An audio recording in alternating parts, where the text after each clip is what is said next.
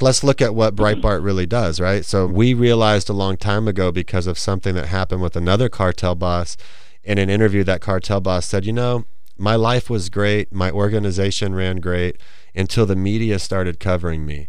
Once the media started covering me, the Mexican government got embarrassed. They sent in the military. I had to hide in a hole in the ground. I couldn't get laid. I couldn't drive fancy cars. I couldn't go to clubs. I couldn't run my organization, and it fell apart.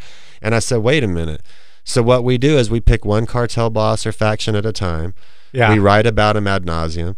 Then the Mexican military goes in. The State Department gets embarrassed. The Mexican government gets embarrassed. They go after that cartel boss. They make it hard, and that it damages that faction. That's what we do. So that is, in fact, a form of asymmetrical warfare that we're engaged in with Mexican cartels, and it's been pretty successful. If I don't mean to be ugly, but if you look at all of the cartel bosses we've written about in the last 4 years, they're all dead.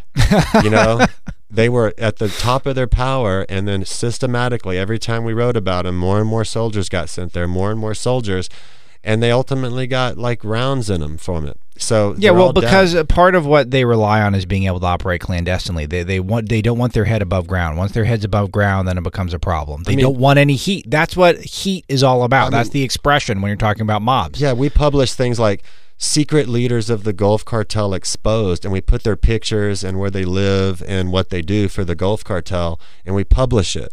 And when you do that, those people can't just, they have to hide. Yeah. And when they have to hide, they can't run their organization. So we're sticking it to them the best that we know how. But we're not a governmental agency. We're just Breitbart.